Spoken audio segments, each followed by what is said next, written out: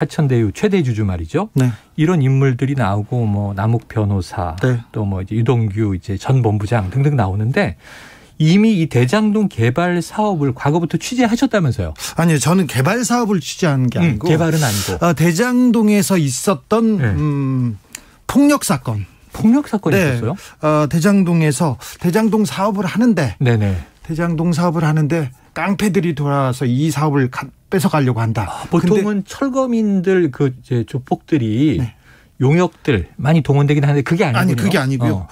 수원에 거물조폭인데 이름 얘기하지 않겠습니다. 네. 수원 남문파의 홍모 씨하고 대구의 조모 씨, 거물조폭 대구에서까지? 이름이 들어와서 네. 그 사람들한테 협박을 받고 있다는 얘기를 듣고 조폭이 개발 사업에 참여했어. 그래서 제가 네. 취재하러 들어갔었는데 네. 그 당시에 이 대장동의 설계자는 이 씨인데 이재명 시장은 아닙니다.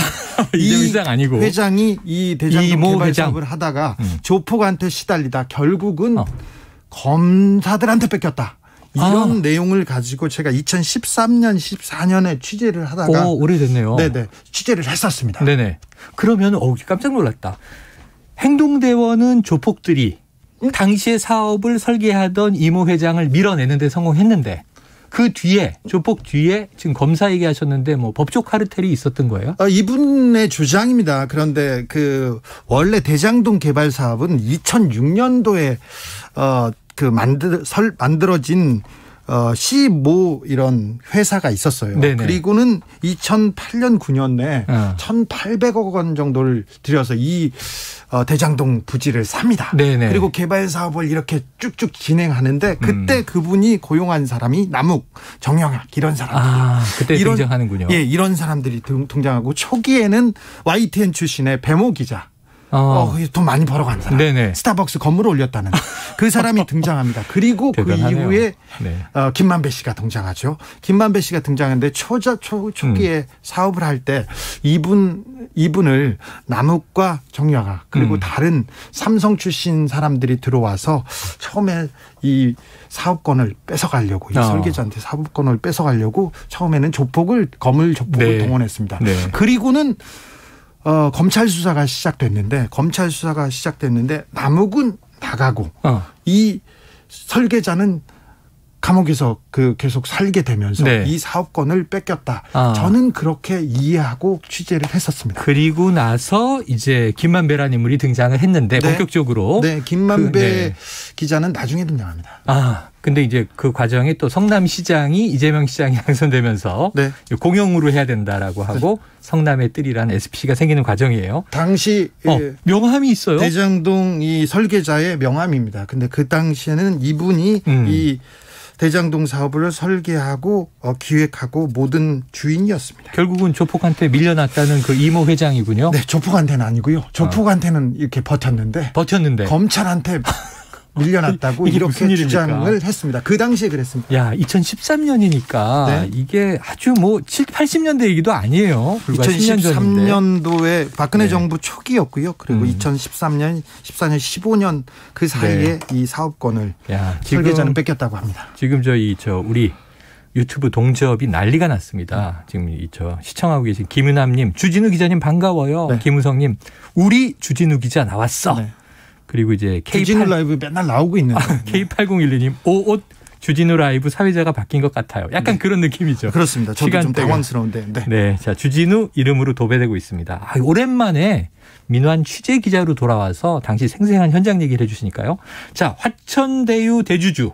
지금 주 기자님 취재 과정에서는 늦게 등장했다 얘기하셨는데 지금은 핵심 인물이 돼 있는 김만배 씨 어떤 인물이에요? 김만배 씨가 이 화천대유를 세우고 지금 이 사업에 대장동 개발 사업의 핵심이 됐는데 그랬죠. 이분은 기자였죠.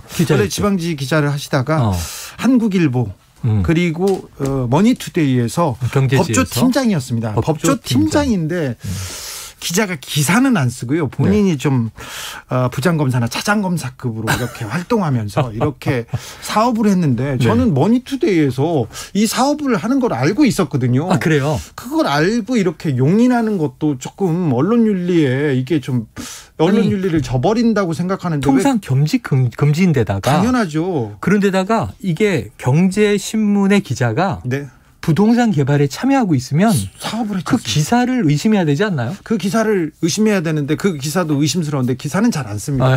그리고는 저 이분이 저한테 제보를 많이 해가지고 사업에 대한 제보도 많이 하고 그래가지고 네. 그래서 제가 조금 알고 지냈는데 나쁘지 않은 관계였어요. 이분이 굉장히 그 법조 팀장으로 있으면서 그 검찰 고위 관계자 그리고 중수부나 특수부 이렇게 잘 나가는 검사들하고 잘 네. 지냈어요. 지금 나오는 검사들 있지 않습니까? 네. 변호사들 김만배 씨하고 친한 사람은 맞지만 아주 친하고 가장 친한 사람들은 아닙니다. 아니다. 네. 자 그러면은 진짜 다른 사람들이 나올 수도 있죠. 지금 요 오늘 터져 나온 뉴스인데 네. 지금 얘기하고 있는 김만배 이 화천대유 최대 주주의 누나와 네. 그리고 지금 윤석열 후보 네. 야권 이제 가장 유력한 후보인데 네. 그 부친 집거래 얘기가 터졌어요. 네, 그렇습니다. 근데 이게 매수자를 몰랐다는 게 윤석열 후보 캠프의 이야기인데 네. 이 두 사람은 관계가 있는 겁니까 없는 겁니까? 김만배 기자하고 윤석열 전 검찰총장이죠. 후보하고는 네, 아는 사이죠. 아는 사이인데 김만배 기자가 네. 형이라고 불렀습니다. 윤 전 총장에게. 네. 그런데 좋은 말은 안 했어요. 조금 부정적으로 그렇게 친한 사람은 아닌데 형이라고는 부르는데 절친은 아니다. 네. 좀 부정적인 얘기를 많이 했었습니다. 그래요. 좀 박근혜 정부에 대한 좀 비판적인 네. 취재를 할 때도 네. 굉장히 좀 안 좋게 얘기를 했었는데 어쨌든 김만배 기자가 윤석열 후보를 형이라고는 불렀습니다. 요즘 이런 게 민감하더라고요. 형이라고 불렀느냐? 네, 형님이라고 불렀느냐? 네, 형이라고 불렀습니다. 형이라고 불렀다. 네. 상도 형이라고 불렀었고 박영수 특검한테도 그럼 곽상도 전 의원에게 상도 형. 네. 그러면 서결이 형. 형이라고 불렀습니다. 서결이 형이라고는 안 불렀고요. 그냥 형이라고 불렀습니다. 이름도 안 붙이고. 그 형이 형이라고 부르면서 조금 부정적으로는 얘기는 했으나 하지만 부정적으로 평가했다. 네. 평판은 부정적으로 이야기했다. 그렇지만 형이라고 했습니다. 그러면 지금 일단은 연희동에 윤석열 후보의 이 부친의 자택을 매매한 것. 네.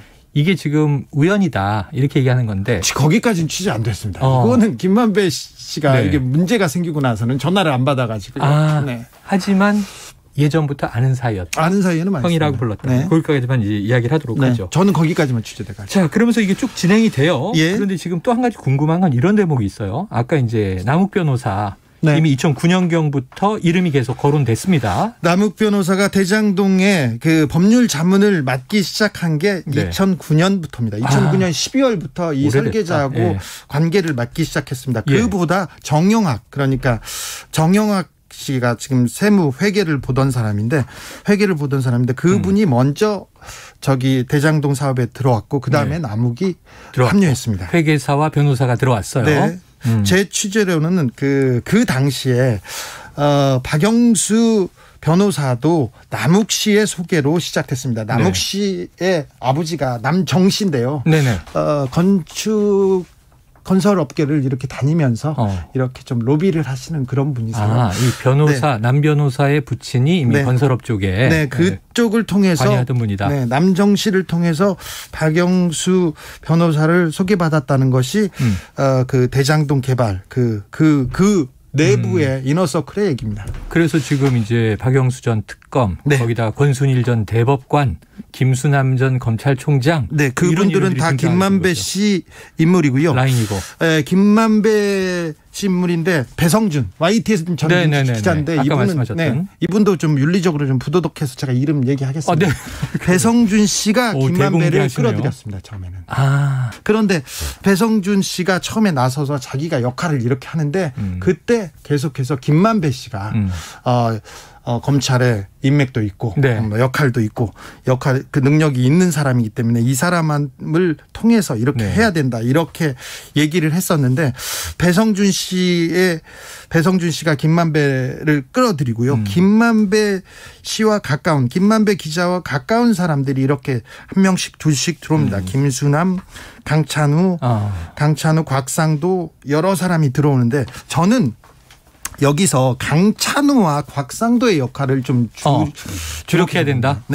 2013년도에 제가 이 대장동의 주인이자 설계자가 조폭한테 협박을 받았다고 얘기했지 않습니까? 조폭한테 협박을 받고 2013년부터 경찰 수사가 시작됩니다. 네. 그리고 2014년 처음에는 분당서에서 시작하다가 그 다음에는 경기청 남부서에서 시작되다가 네. 수원지검에서 직접 들어오는데 그때 강찬우 수원지검장이었죠. 네. 그 당시에 수사를 했는데 수사를 제대로 안 하고 설계자 그러니까 주인한테는 가혹하게 하고 피해자한테 가혹하게 하고 남욱과 다른 사람은 좀 봐주더라는 거예요. 예. 봐주더라는 거예요. 결국 남욱은 구속됐으나 무죄로 풀려나왔고 네. 그리고는 이 아무개 씨 실제 주인만 그 거의 모든 책임을 다 떠안았는데 네. 이 강찬우 지검장이 나중에 화천대유에 고문으로 오지 않습니까? 네.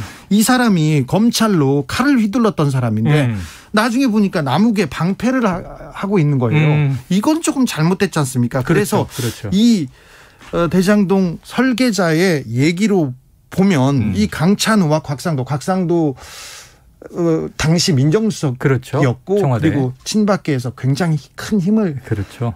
휘둘렀습니다. 네. 그 박근혜 정부의 초대 민정수석인데 네. 그 자리는 아무나 갈 수 없습니다. 그렇죠. 아무나 갈 수 없고 굉장히 힘이 있는 사람인데 곽상도 강찬우 라인이 이렇게 움직였다. 이 부분에 대해서 네.